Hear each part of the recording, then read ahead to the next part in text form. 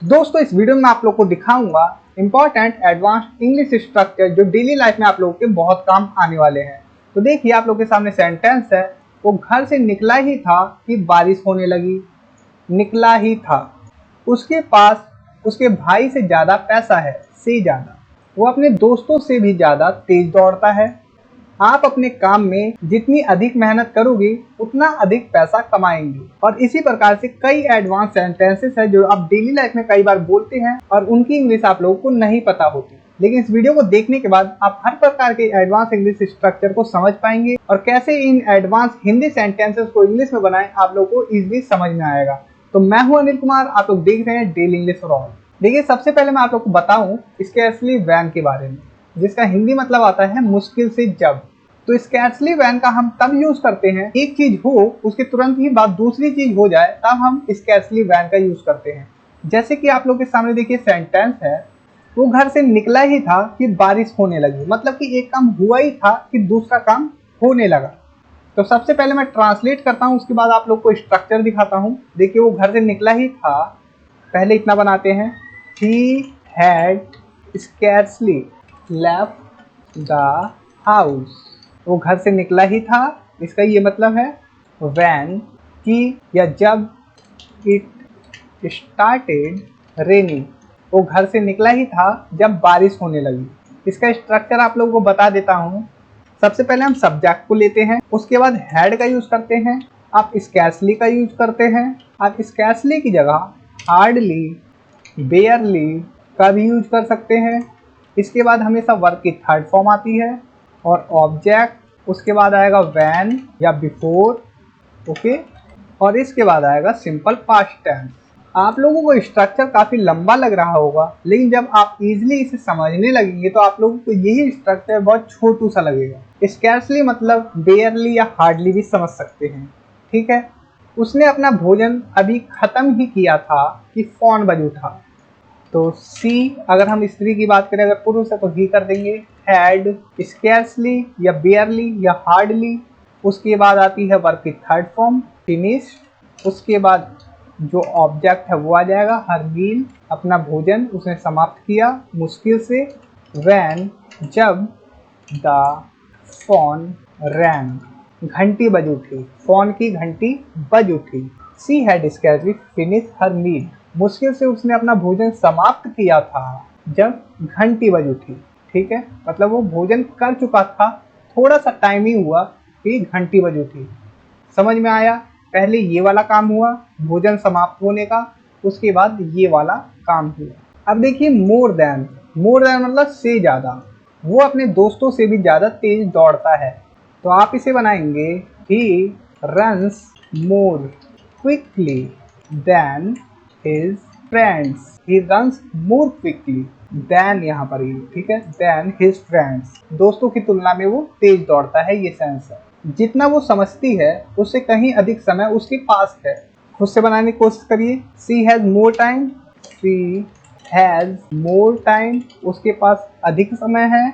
अब जितना वो समझती है इसे बनाइए। तो देन सिंपल प्रेजेंट का सेंटेंस है, सी रियलाइज, जितना वो समझती है, रियलाइज करती है जितना। सी हैज मोर टाइम, उसके पास काफी समय है या बहुत समय है। देन, जितना सी रियलाइज, वो समझती है। उसके पास उसके भाई से ज्यादा पैसा है। खुद से बनाने की कोशिश करें। पहले क्या बनाना है आपको, उसके पास उसके भाई से ज्यादा पैसा है, मतलब कि उसके पास पैसा है ज्यादा। he has more money, उसके पास ज्यादा पैसा है, ओके।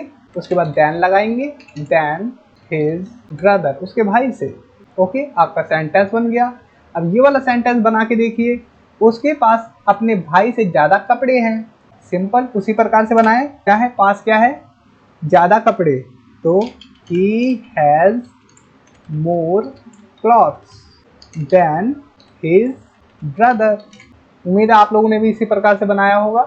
ये उस दवाई से ज्यादा महंगी दवा है। इस सेंटेंस को बनाने की कोशिश करिए, मतलब कि ये दवा महंगी है। पहले ये बनाइए, this medicine is more expensive, ये दवाई ज़्यादा महंगी है किससे, देन दैट, उस मेडिसिन से, मेडिसिन, उस मेडिसिन से ये दवा ज़्यादा महंगी है। जितना आप सोचते हैं उससे कहीं अधिक पैसा उसके पास है। चलिए बनाइए, बहुत इजी है। उससे कहीं ज्यादा पैसा उसके पास है। He has more money, उसके पास अधिक पैसा है।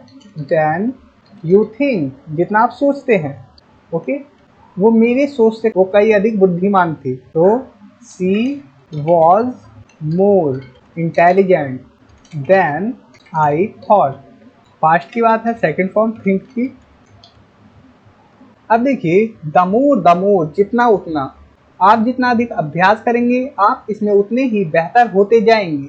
तो the more you practice, structure को समझना आप लोगों को सीखना पड़ेगा। The better you will become at it. समझ में आया कुछ? आप जितना अधिक अभ्यास करेंगे, तो द मोर यू प्रैक्टिस, जितना आप अभ्यास करते हैं ये समझ लीजिए, या करेंगे ये समझ लीजिए, कुछ भी समझिए। The better you will become at it, आप उसमें उतने ही बेहतर होते जाएंगे। तो समझ में आया? पहले जितना अधिक, तो जितना अधिक के लिए हमने द मोर का स्टार्टिंग में ही यूज किया, उसके बाद सब्जेक्ट लगाया, उसके बाद जो भी वर्ब है वो रख दिया, उसके बाद द बेटर लगाया।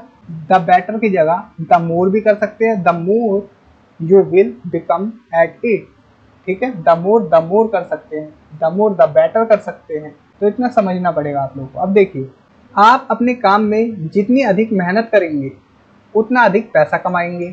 अब क्या है यहाँ पर, आप अपने काम में जितनी अधिक मेहनत करेंगे, तो सबसे पहले ये बनाइए द मोर एफर्ट, जितनी अधिक मेहनत you put into your work, आप अपने काम में जितनी अधिक मेहनत करेंगे, ये हो गया।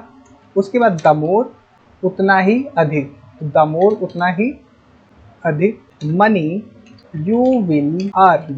ठीक है, आप जितना अधिक योगा करेंगे आपको उतनी ही अधिक खुशी महसूस होगी। चलिए ये वाला सेंटेंस बना के देखिए। सबसे पहले आपको बनाना है आप जितना अधिक योगा करेंगे। ठीक है, ये सिंपल प्रेजेंट टेंस में बनेगा।